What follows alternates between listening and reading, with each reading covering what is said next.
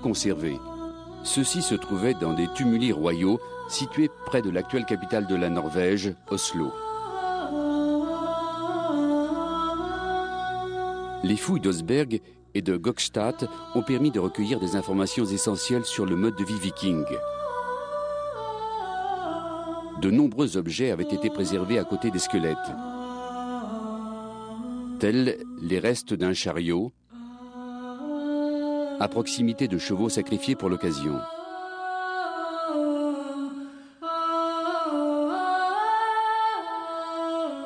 Une fois exhumés, ces bateaux de 25 mètres ont été transportés à Oslo dans un musée spécialement construit pour les accueillir.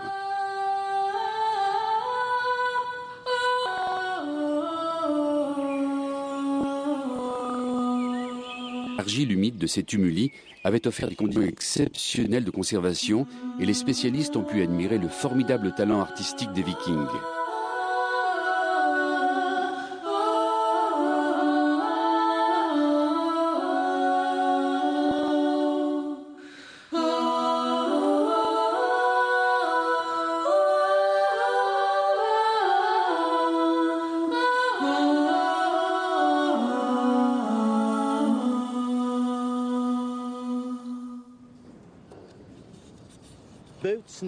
Le bateau a occupé une place considérable dans leur société, que ce soit pour le commerce, la colonisation ou encore les expéditions guerrières. Il semble que les bateaux scandinaves étaient en leur temps les plus évolués du nord de l'Europe. Ils pouvaient naviguer par vent contraire, ce qui est essentiel lorsque vous voulez lancer une attaque éclair contre un monastère et rembarquer avant qu'une armée ne puisse contre-attaquer. C'est dans ce cas un atout considérable.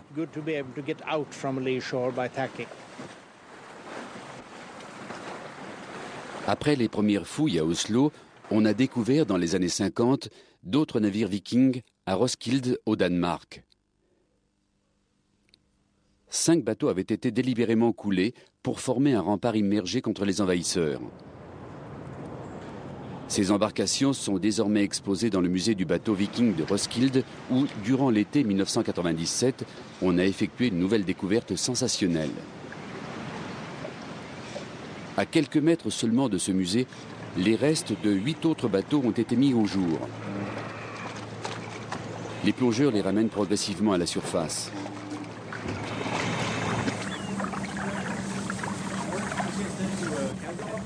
Et ce bateau-ci allait quant à lui livrer des informations extrêmement précieuses aux archéologues. Ja, det skib, som vi troede kun var 20 meter lang, ikke mindre end 36 meter lang. Simpelthen det længste langskib, vi nogensinde har fundet. Og der har været en besætning på omkring 100 mand ombord på skibet, hvoraf mellem 70 og 80 har roet selve skibet. Så det har været et praktisk syn at se den lange række af mellem 37 og 40 skjolde på begge sider og årene ude og måske sejlet oppe. Utroligt pragtfuldt syn at se så et stort skib komme sejlende igennem fjorden. Voici la reconstitution en images de synthèse de ce bateau, le plus long du monde. Les techniques de la construction navale viking sont étudiées de près par les scientifiques de Roskilde. Voici la maquette au 1/10 d'un bateau viking, un kneur, c'est-à-dire un navire de transport de marchandises qui était capable, depuis la Norvège et le Danemark, de rejoindre la mer Noire ou même de traverser l'Atlantique Nord. Nous avons réussi à le reconstituer en prenant modèle sur les planches retrouvées. Nous les avons dessinés en taille réelle avant de les réduire à l'échelle 1/10. Ensuite, nous les avons assemblés selon la même méthode que les Vikings. Ils construisaient la coque avec ces planches. Chaque planche était taillée suivant les mesures précises, puis installée à clin. La tapisserie de Bayeux nous donne sa propre version. Les Vikings abattent des arbres, ils taillent leurs planches, puis ils construisent leurs bateaux. Les fouilles archéologiques nous ont permis de mieux comprendre comment les charpentiers vikings travaillaient.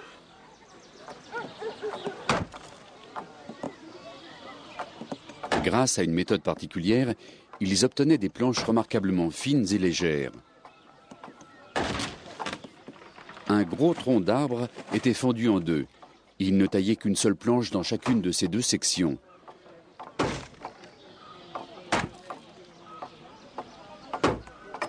Il veillait à ne pas endommager les fibres de ces planches afin d'accroître fortement leur résistance.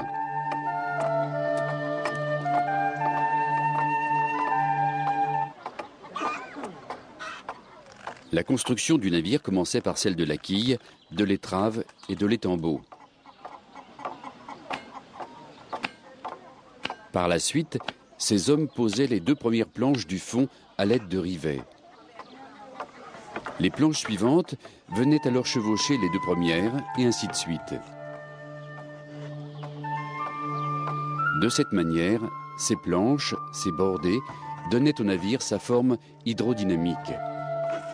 Ils ajoutaient ensuite de simples membrures destinées à renforcer l'ensemble. Il s'agissait pour l'époque d'une technologie de pointe. À Copenhague, des scientifiques testent la coque du navire Viking en simulant les conditions en mer.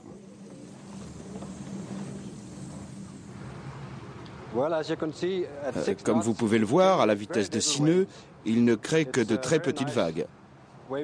Il présente une très bonne hydrodynamique, et ce malgré son grand angle de dérive.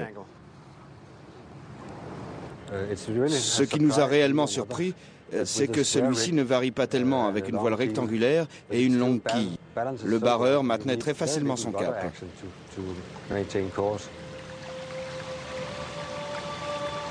Plus de 50 répliques de navires Viking ont maintenant été réalisées.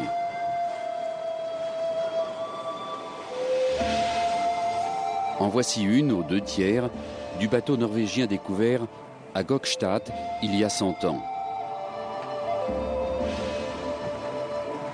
Ici, la réplique grandeur nature d'un des bateaux découverts plus récemment à Roskilde, au Danemark. Cet équipage étudie le comportement de la voile par gros temps.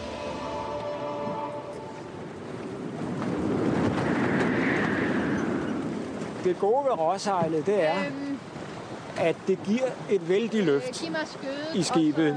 Det er utrolig godt til at få skibet op over bølgerne, og derfor er råsejlet specielt godt egnet til oceansejlads. Vikingerne sejlede jo virkelig på de store have. Altså der kommer jo altså for det første det store sømandskab, de sikre skibe, og så også den store navigation til sin ret.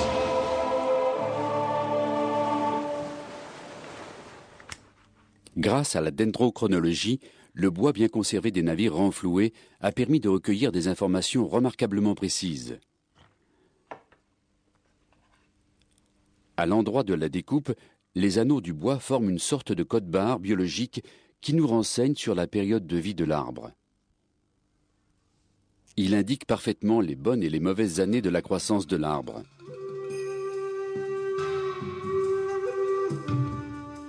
En rapprochant les motifs provenant de troncs d'arbres et d'objets en bois d'époques différentes, les archéologues ont pu reconstituer une chaîne chronologique qui couvre toute l'histoire.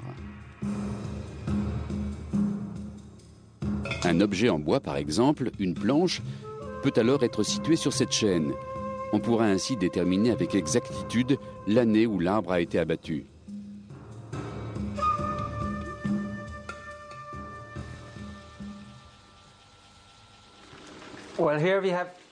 Nous avons ici 2 échantillons prélevés sur le navire Dosberg. Ce sont des morceaux de planche de la coque du bateau que vous avez vus un peu plus tôt.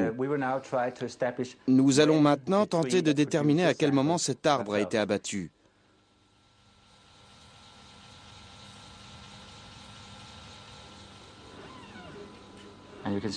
On constate que tous